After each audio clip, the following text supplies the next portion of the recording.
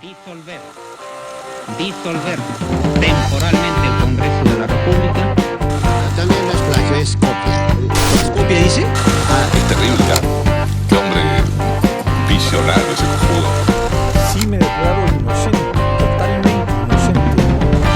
Amigos, ¿cómo están? Bienvenidos una vez más a Rajes del Oficio. El día de hoy estamos con el doctor Francisco Eguiguren, constitucionalista y exministro de Justicia y Derechos Humanos. Doctor, bienvenido al canal y gracias por su tiempo. ¿Qué tal? Un gusto, Armando. Doctor, esta semana básicamente la producción parlamentaria se ha resumido en la reincorporación de la firma de Alberto Fujimori a la Constitución. Sin embargo, en los últimos 3 años se han cambiado más de 60 artículos con la reincorporación de la bicameralidad al modelo político peruano. Si la Constitución del 93 es la que en su momento logró asegurar el poder a Alberto Fujimori, la Constitución actual, en su composición actual, es la que está hecha para favorecer a Keiko Fujimori y sus aliados. Bueno, a ver, por ser la primera, digamos, entrada de la entrevista, seguramente me extenderé un poquito para explicar un poco el contexto, ¿no? La Constitución del 93 fue elaborada luego de un golpe de Estado encabezado por Fujimori, donde fue una salida política para formalizar el régimen de facto.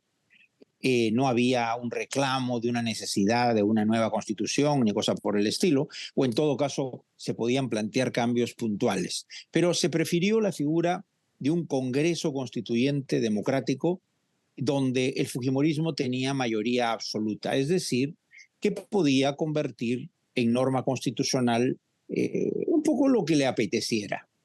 Es cierto que en determinados temas, buscando un mayor grado de aceptación, dado que esta Constitución tendría que ser sometida a un referéndum, matizaron un poco las cosas, ¿no? Fue un referéndum donde fue aprobada de manera estrecha, pero fue aprobada. La credibilidad o transparencia completa de esas elecciones siempre estarán en entredicho. Hago esta introducción porque fue una constitución, digamos así, que fue instrumentalizada como un mecanismo de legitimación política de un gobierno de facto para perdurarse. En los últimos tiempos, sobre todo luego de la última campaña electoral, el triunfo de Pedro Castillo, quien había tenido en su propuesta de campaña que convocaría a una asamblea constituyente y a una nueva constitución, el Congreso, donde el grupo de Castillo no tenía una mayoría, ni siquiera una presencia significativa, las otras fuerzas parlamentarias importantes, el fujimorismo, Avanza País, Podemos, Alianza para el Progreso, etcétera, se opusieron radicalmente a la figura de una reforma constitucional para convocar a una constituyente o una nueva constitución.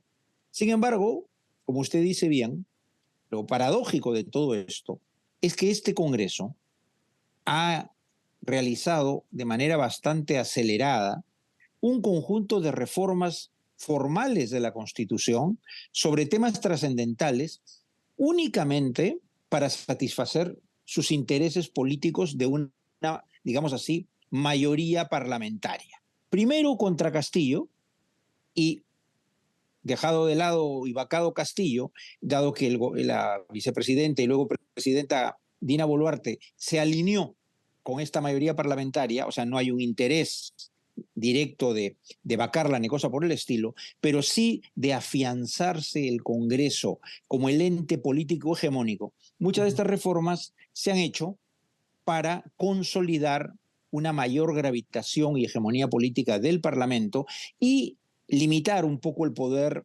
del Ejecutivo. Pero además, lo cuestionable de todo esto, porque no son reformas reclamadas ni por la realidad del país, ni por una exigencia de sectores académicos ni ciudadanos, es que, como usted decía muy bien en la introducción, se dijo, se rechazó la posibilidad de una nueva constitución, pero ya han cambiado más de la mitad del articulado constitucional, sobre todo en materia del régimen político, o asuntos electorales, ¿no? Pero además, siempre obviando la figura del referéndum. En temas que en su momento fueron aprobados con reformas constitucionales sometidas a referéndum, como la eliminación de la reelección parlamentaria inmediata o la bicameralidad, que fue rechazada, aunque yo en lo personal no comparto el resultado de aquel referéndum, porque sí estoy a favor de la bicameralidad y sí considero que debe haber reelección parlamentaria inmediata y que el pueblo decida, pero eso fue aprobado por el pueblo en referéndum. Las reformas de retroceso frente a eso no han sido llevadas a referéndum. Es más, ninguna reforma de la Constitución de este Congreso ha sido sometida a referéndum. O sea, son reformas sin el pueblo y a veces contra el pueblo. Y otras veces, para terminar, se han hecho reformas legales, pero de contenido constitucional, burlando la figura de la reforma constitucional, sobre todo en temas como limitar las competencias del Ejecutivo en materia de la cuestión de confianza, por ejemplo, en el nombramiento de los ministros, etc. O sea, en resumidas cuentas, las reformas constitucionales que se han hecho son producto de una instrumentalización de una mayoría política que busca formalizar el dominio político real, la preeminencia que hoy ejerce. Y por último, bueno, el tema de lo de Fujimori, que también era parte de la pregunta, ¿no? De la firma. Bueno, cuando se retiró la firma de Fujimori, obviamente fue un gesto simbólico, porque la Carta del 93 se da a iniciativa del Fujimorismo como forma de legitimación del régimen de facto aprobado por una mayoría fujimorista. Entonces, quitar la firma de Fujimori porque huyó del país como un prófugo, fue destituido, luego ha sido condenado por delitos de violación de los derechos humanos, crímenes y corrupción, era un gesto simbólico que diluía un poco, quería hacernos borrar digamos así, la influencia del fujimorismo en esa constitución. Restituirlo, yo creo que si bien sigue siendo también un gesto, en el momento en que se hace, luego de la muerte de Fujimori, bueno, creo que pone las cosas en su sitio. La Constitución del 93 fue una constitución aprobada durante el fujimorismo, o sea que mantener la figura de paternidad de origen a mí no me preocupa, al contrario, me parece más sincero. Pero es un gesto innecesario, ¿no? Totalmente irrelevante a estas alturas. ¿Cree que si en vez de haber retirado como un gesto democrático la firma de Fujimori con la vuelta a la democracia, se hubiera convocado a una asamblea constituyente, hubiera habido un mejor resultado? ¿O cree que las decisiones tomadas en ese momento fueron acertadas? Yo he sido uno de los pocos constitucionalistas, y sin duda creo que el único de los mayores, que ha estado planteando hace muchos años la necesidad de una asamblea constituyente y de una nueva constitución. ¿No? Y lo he planteado mucho antes de que llegara el gobierno Castillo y lo he planteado después de que Castillo ya no esté. Este tipo de propuestas ha sido muy criticada por muchos de mis colegas, ¿no? Que se han manifestado que no hay un momento constituyente, que no se necesita una nueva constitución, que en todo caso cambios puntuales, ¿no? Pero si estamos ante cambios del Congreso de más de la mitad de la Constitución, uno podría decir, oye, ¿y por qué no lo hiciste o no lo has hecho a través de una figura constituyente, una nueva constitución, ¿no? Yo quiero explicar, o sea, cuando yo he reclamado una nueva constitución, ya después de esta constitución que ha durado más que el régimen fujimorismo, que ya tiene más de 30 años, al menos como génesis, era, lo he dicho siempre, por razones políticas y por razones morales, no por razones técnicas. Porque por razones técnicas, en efecto, uno puede cambiar uno que otro artículo y no pasa demasiado. Y porque además no es tanto para cambiar sustancialmente un modelo constitucional, no. Cuando digo es por razones políticas y éticas, es porque la Constitución del 93 está en su origen manchada con lo que fue un golpe de Estado y una ruptura de la democracia, y un proyecto autoritario, reeleccionista y que quería quedarse. Entonces no tiene un buen origen. Y por otro lado, porque la realidad del país algo ha cambiado. Hemos vivido experiencias que nos indican que hay limitaciones, por ejemplo, en lo que nadie de los que cuestionan una nueva constitución quiere reconocer, ¿no? no quieren tocar nada del régimen económico.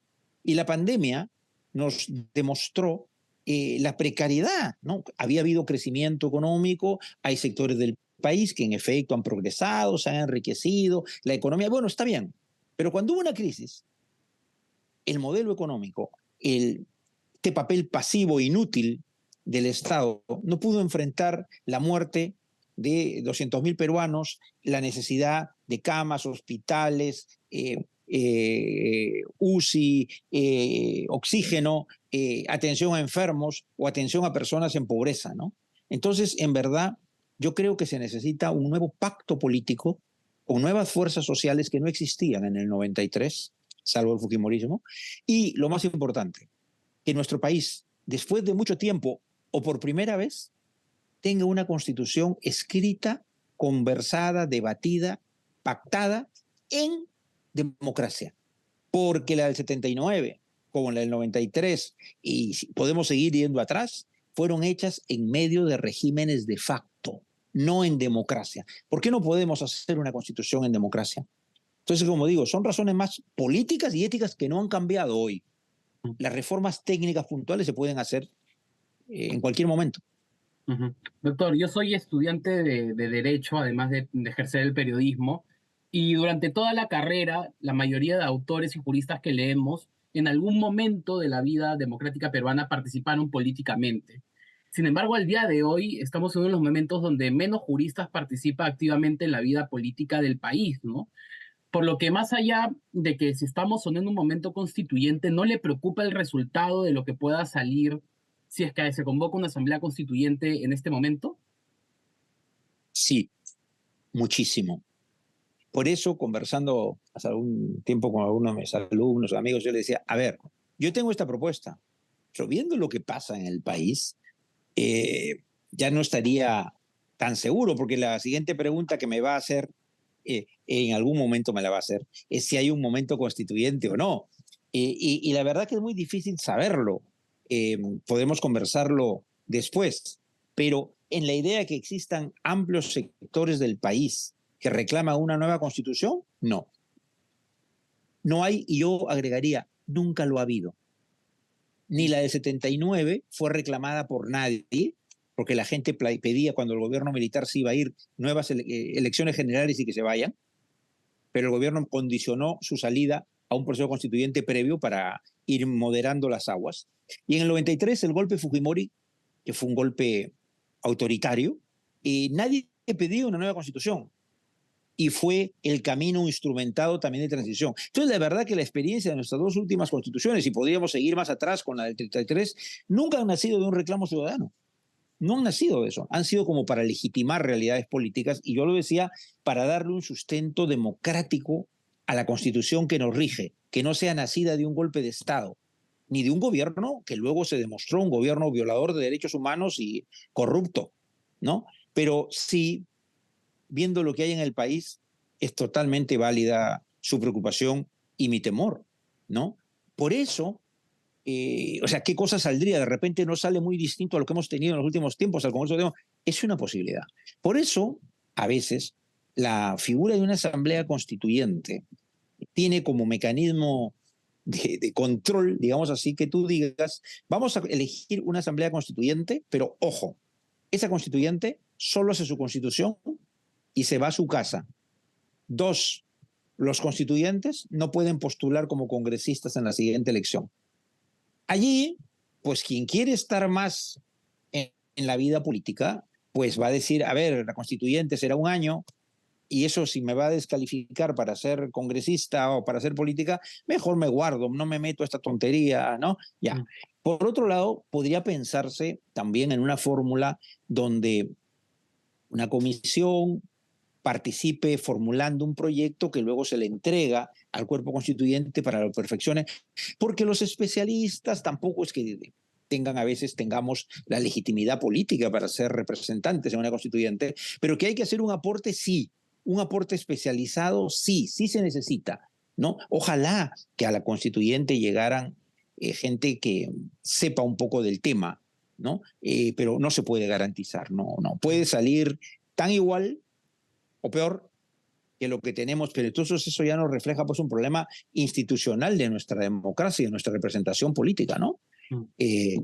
Pero sí, el riesgo, plenamente de acuerdo con usted, existe, pero alguien como quien dice, bueno, pero si es parecido a lo que tenemos, pues son este tipo de congreso el que está cambiando la Constitución a su antojo y no cambia aquello que interesaría revisar. ¿Cree que hay una autocrítica válida a la academia y sobre todo a los juristas, a los académicos del derecho, que en los últimos años no hayan participado activamente en política? A ver, depende qué entiende usted por participar activamente en política. Si usted entiende participar activamente en política por ser congresista o ser ministro, bueno, puede ser. Pero fíjese, a ver, cuando se hizo la Constitución del 79, no se enseñaba casi, y luego el derecho constitucional en nuestro país, eran muy pocos los dedicados a lo constitucional y la mayoría de los que lo enseñaban no estaban dedicados a lo constitucional ni eran académicos de constitucional. Era un complemento al quehacer político o jurídico como abogado. Es luego de la Carta 79, en los 80s, que se produce el gran desarrollo del derecho constitucional en el Perú. Y surgen nuevas gentes, nuevas generaciones preparadas, bien calificadas, de distintas opiniones, con un pluralismo que es sano. ¿Por qué es sano un pluralismo para hacer una constitución? No es bueno una constitución producto de una mayoría política coyuntural.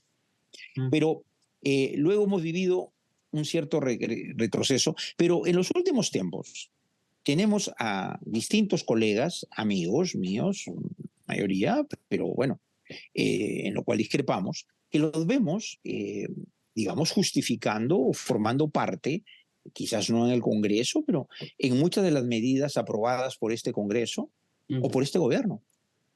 O sea, eso sí se está involucrado en política.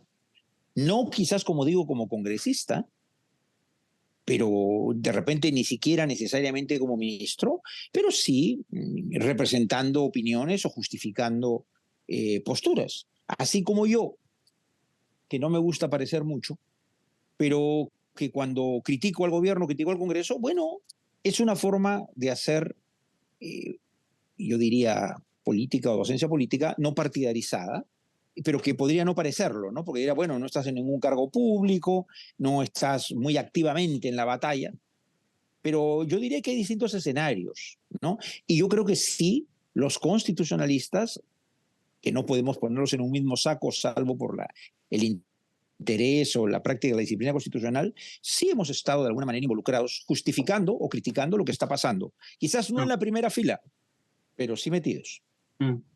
Pero en el debate público pareciera que quien domina el discurso público en materia constitucional son aquellos grupos selecto de abogados constitucionalistas que no sé si usted se acordará, pero al inicio del gobierno de Dina Boluarte conformaron una especie de comisión de asesores constitucionales, ¿no? Se les escucha mucho más a ellos que a sus amigos y a ustedes. Sí, sí. Y, ¿sabe? En parte, porque bueno, de un lado muchas de estas personas han estado defendiendo al régimen y se han involucrado con ciertos cargos, con cierta función. Segundo, porque la prensa, la gran prensa, también, bueno, ahora ya vemos más críticas, ¿no? Pero al régimen de Castillo, pues lo criticaba todo el mundo y fue un gobierno tremendamente ineficiente, tremendamente inepto, ¿no?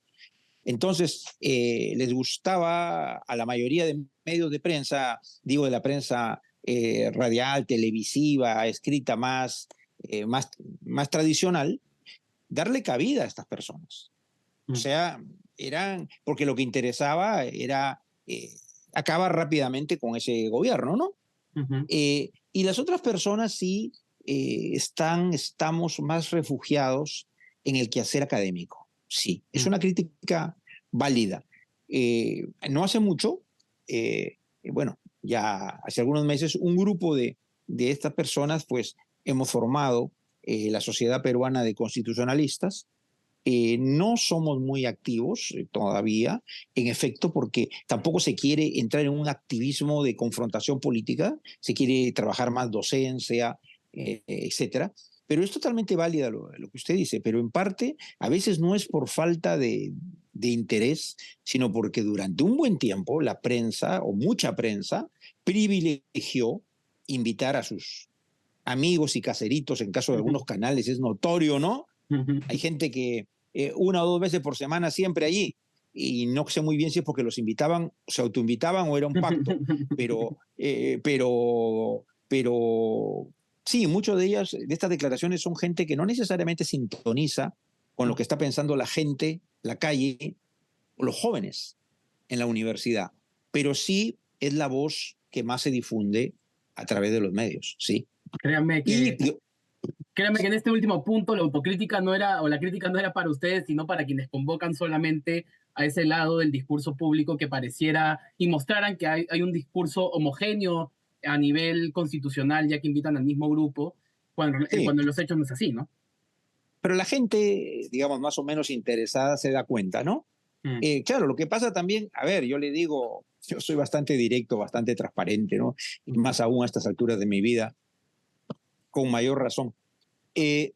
A ver, yo soy muy selectivo, y algunos de mis amigos seguramente también, en las invitaciones que acepto. Y acepto muy pocas, porque no he estado queriendo entrar en un activismo político, digamos así. Pero también uno toma decisiones. Algunos de esos medios, porque podrían decir, no, ¿qué cosa? Si a mí me invitan, yo no voy a ir. Yo no voy a ir, porque sé que su discurso es tan sesgado, que prefiero que siga siendo sesgado que legitimar con una presencia para que puedan decir, no, si de los 5 que invito hay uno que piensa distinto. Como pasa con el Congreso, ¿no? El Congreso para muchos temas nos ha invitado a varios que saben que pensamos distintos. Yo respeto la institucionalidad democrática. Durante un tiempo acepté, y hace bastante tiempo que no acepto y no pienso ir ni pisar el Congreso, salvo por algo que los enfrente. Pero no para adentro, porque sé que a veces es para decir, bueno, sí, convocamos, ¿no? De los 10, hay 1 o 2 que piensa distinto, ¿no? Pero ya sabemos que es simplemente para la estadística, porque ya todo está decidido. O no te van a hacer caso, o te van a hacer pasar un mal rato, ¿no? O te van a hacer pasar un mal rato. ¿Y para qué perder el tiempo? ¿O para qué gastar polvo en gallinazos? Y una pregunta más técnica, doctor. Yo reformulé mi pregunta sobre si creía que estábamos o no en un momento constituyente. Me sorprendió su respuesta del no y la encuentro bastante lógica. Pero a nivel académico, ¿qué características tiene que tener socialmente, valga la redundancia, la sociedad, para considerar que nos encontramos en un momento constituyente? Claro, y como usted lo apunta muy bien, probablemente la respuesta es más académica y por lo tanto probablemente no sea muy viable, ¿no? Me explico, por ejemplo, ¿no? A ver, las constituciones que hemos tenido, para quedarnos en el Perú o en algún otro país latinoamericano, ¿no? En los últimos años, para no ir más atrás, en el Perú ya hemos visto ni la del 79, ni la del 33, ni el 93 fueron reclamadas como la ciudadanía saliendo a las calles pidiendo una constitución, ¿no? Chile es un buen ejemplo de lo que podría ser, pareció, un momento constituyente, ¿no? Y la constitución de Pinochet había tenido ya demasiados parches, ¿no? El país había evolucionado, se había consolidado la democracia, había un reclamo sobre todo de derechos sociales, de mejoras cualitativas del modelo, porque Chile había crecido, Chile era mirado y es mirado como muchas cosas como un país democráticamente bastante más calificado que nosotros, ¿no? Bueno, se movilizó la gente, a veces incluso con violencia, reclamaron un proceso constituyente, fueron a su proceso constituyente y al final 1, 2, 3 veces no han podido aprobar una constitución, ¿no? Entonces, uno se podría preguntar, había un reclamo de una nueva constitución, pero no fueron capaces de traducir eso en una propuesta aceptable por la gente. Entonces, ¿qué viene a ser el momento constituyente? ¿Es solamente el reclamo de este viejo orden se acabó? ¿Este orden caduco cayó? Es evidente que si en Venezuela en algún momento se producirá el fin o la caída de Maduro, vendrá por un tubo una nueva constitución, ¿no es cierto? Y no porque la constitución del 99 fuera cuestionada como mala, porque a veces la constitución dice una cosa, pero la praxis política y gobierno es otra, ¿no? Entonces, no siempre, ¿no? Quizás lo más representativo para un momento constituyente sería el final de un régimen, la caída de un régimen, el descontento social que reclama fundar un nuevo orden, un nuevo pacto social fundacional para la convivencia social y para el futuro. Esos serían los indicadores objetivos, ¿no? Planteado así, a ver, yo creo que crisis política de este sistema tenemos hace un montón de tiempo. No solo que la pandemia mostró deficiencias, sino este tipo de Congreso, estas indiscutidas encuestas que dicen que ni el Congreso, ni la presidenta, ni el Ejecutivo, ninguno supere el 5% de aprobación. ¿Cómo puede haber una democracia con esos índices de desaprobación o de escasa aprobación? Si esos no son indicadores de la crisis, la debacle, el desastre de un régimen político, ¿qué otros hay? Aunque la gente no salga a reclamar, vamos a hacer una nueva constitución. Entonces, yo creo que es muy complejo saber cuándo hay, ¿no? Si la presidenta renunciara o la vacaran y se convoca a elecciones, bueno, en ese contexto habrá que ver qué resulta, ¿no? Seguramente algo no muy distinto a lo que tenemos, pero si saliera eso, alguien podría decir, bueno, ¿y no es el momento ante esta debacle, ante esta crisis, de una nueva constitución, de una constituyente? Pero ¿funcionará o no? Yo puedo tener una respuesta de diagnóstico académico, pero yo creo que normalmente esto nace en la práctica, cuando el proceso social, el descontento, a veces luego de la caída de un gobierno, de un régimen político duradero o de un golpe de Estado o de un nuevo proceso político, se pone la Constitución como para que señale las nuevas reglas de juego. Es muy difícil, ¿no? Se puede describir teóricamente, pero yo creo que no es fácil decir estamos o no en un momento. Yo creo que el momento constituyente llega, se da, y ahí en el terreno se ve. Se puede ayudar a constituir, pero hasta el momento el planteo de quienes queremos una nueva constitución, una asamblea constituyente, no ha logrado calar en la ciudadanía, lo cual quiere decir que por el momento no hay sintonía. Entonces dirán, no hay un momento. Y ahí hay una contradicción del pacto, ¿no? Porque este pacto en el Congreso, ya después se suma Dina Boluarte, nace para parar el intento de asamblea constituyente que venía en la agenda de Pedro Castillo. Sin embargo, quienes parecieran estar llevándonos a un momento constituyente son justamente estos políticos que querían que no haya tal cosa, ¿no? Bastante contradictorio. Sí, pero también de una manera muy perversa, como todo lo que hacen y aprueban, ¿no? Porque fíjese, nos han venido reformando la Constitución y otras de manera camuflada, con reformas legales, pero que modifican aspectos que debieron precisarse a nivel constitucional, pero siempre con una intención: evitar que este tipo de reformas formales o informales de la Constitución sean sometidas a un referéndum popular. Una asamblea constituyente supondría un momento de consulta popular. O sea, desconfianza, este rechazo a la participación ciudadana porque tienen temor de que lo que quieren imponer sea rechazado o de que se impongan cosas que no encajan en sus intereses políticos. O sea, sí, estos han estado impulsando el camino, pero no a través de una asamblea constituyente, sino de reformas desde el Congreso, algunas lamentablemente convalidadas a través de leyes y convalidadas por el Tribunal Constitucional, ¿no? De leyes inconstitucionales que requerían una reforma constitucional. Entonces, esta especie de temor, desconfianza a la población está muy acreditada, ¿no? Y ¿usted cree que una de las reformas que se debería agregar a la Constitución es que toda reforma constitucional deba pasar por referéndum? Porque actualmente la Constitución permite 2 vías, ¿no? 2 legislaturas, 87 votos sin consulta popular y 66 votos y se envía a referéndum. ¿Cree que debería ser solamente la segunda forma? A ver, lo mismo, ¿no? La Carta del 93 fue aprobada en referéndum. Entonces también, y como alguna vez se ha dicho, y le preguntaron a la gente si querían crucificar o exculpar a Jesús y dijeron que lo crucifiquen. O convalidaron que lo crucifiquen. O sea, tampoco hay que pensar que siempre la decisión de una mayoría tiene razón, pero es la decisión de una mayoría. A ver, yo creo que la fórmula no es mala, la actual, de los dos caminos, si se obra de buena fe. Y lo que no ha habido es buena fe en el Congreso. O sea, ¿qué quiero decir? Si una reforma tiene un abrumador respaldo en el Congreso, bueno, uno podría pensar, ya pues que salga más rápido, ¿no? Porque un referéndum toma un poco de tiempo. Pero claro, alguien diría, bueno, pero si es así, ¿por qué no además no convalidarla en un referéndum, no?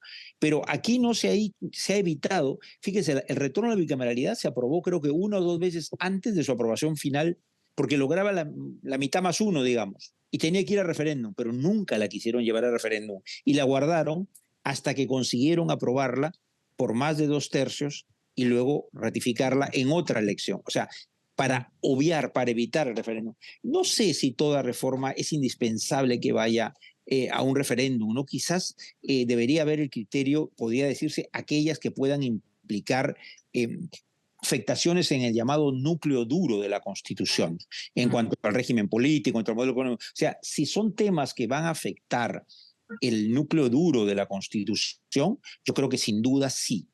Pero si son reformas que perfeccionan un artículo, que regula un derecho concreto o que modifica las competencias de algún órgano y no es algo que parece dramáticamente controvertido, sino que la propia realidad demanda hacer este ajuste, esta actualización, podría no ser necesario el referéndum. O sea, yo reservaría el referéndum para reformas constitucionales que afectan de alguna manera significativa el núcleo duro sea del régimen político, del régimen económico y de los derechos, y no necesariamente en todos los casos.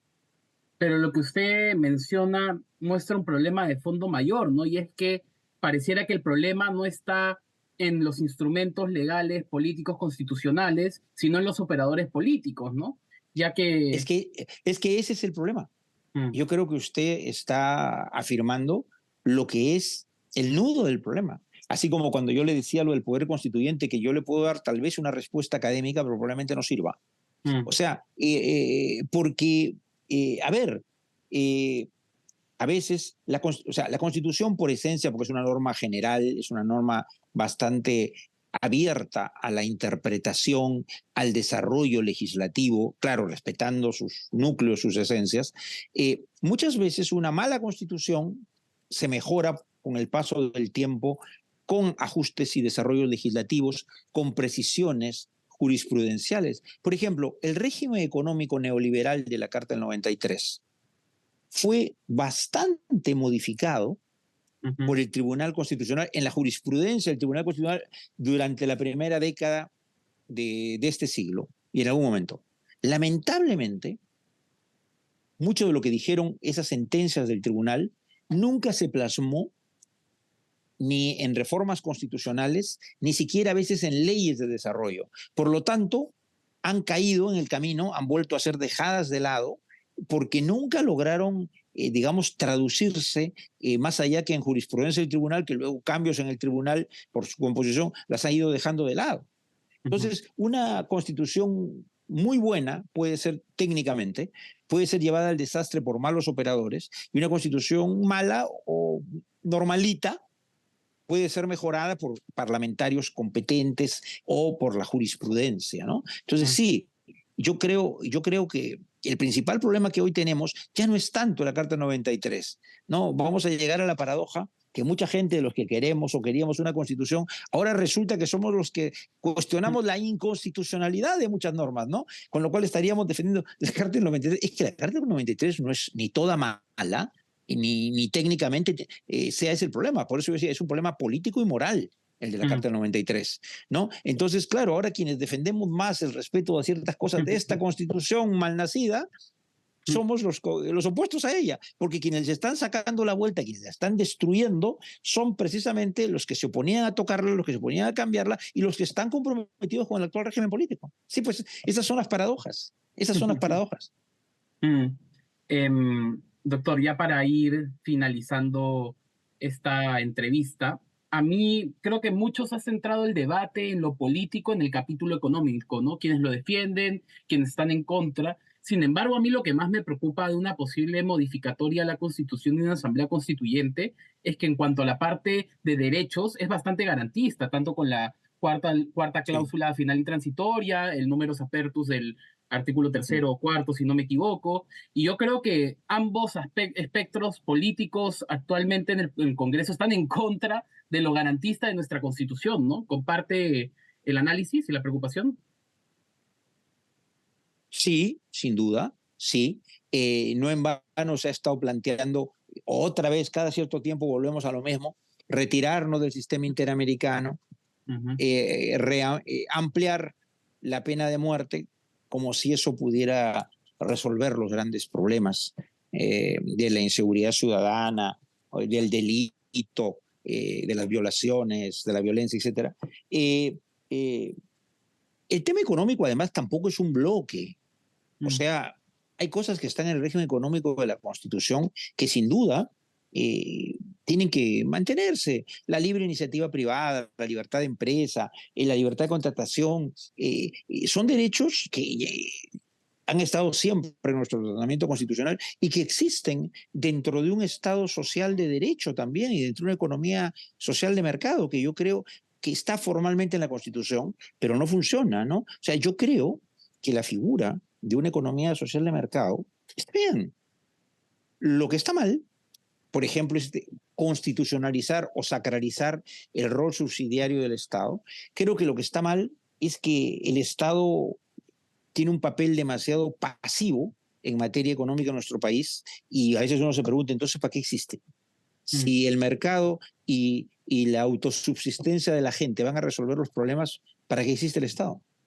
Si mm, el Estado tiene que ser en algunas cosas un árbitro entre los distintos sectores, tiene que buscar proteger y satisfacer necesidades de los más pobres, de los más, realmente los más necesitados, los que más necesitan Estado, porque el que tiene poder económico, poder político, en verdad, maneja el Estado o se vale del Estado, pero no necesita al Estado. Al contrario, lo que a veces pide es cancha libre. Déjame mm, hacer. Yo creo que en el Perú, más bien lo que se necesita es un Estado.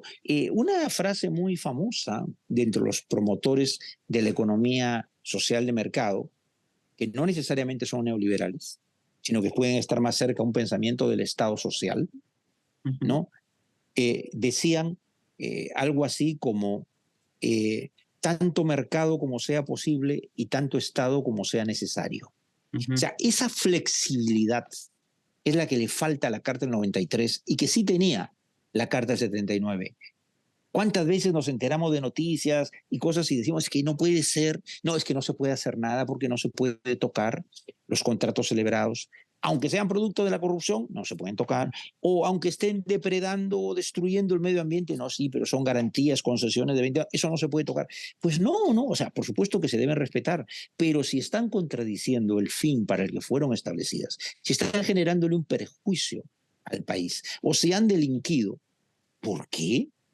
Tenemos que estar maniatados y decir, no se puede hacer nada, paciencia, espérate que se termine, o Mm, ándate pues a un arbitraje internacional a ver si te permiten, ujú, vamos, no, o sea, yo creo que el régimen económico lo que demanda es un poco más de visión social, que no esté pintado en letras o en la pared esta economía social de mercado, que mm, no sea economía de puro mercado, que haya más espacios para la solidaridad, para la ujú. sensibilidad del Estado frente a los problemas sociales, para corregir inequidades, para darle mayor, digamos, justicia a la gente, que es lo que le da sostenibilidad al sistema. El mercado por sí solo no resuelve todo, eso queda absolutamente muy claro, o a veces lo que le permite a los pobres o a los más pobres es migajas o cosas de baja calidad, y eso no es justicia. Y de una perspectiva cristiana como la mía, pues vamos, uno de los valores esenciales del cristianismo, entre tantos otros, es la solidaridad, Mm, ¿no? Entonces yo creo que a este modelo le falta, uno no lo va a ver por ningún sitio, le falta solidaridad, le falta uso social de la propiedad, le falta interés social. Toda esa palabra social fue proscrita por el fujimorismo.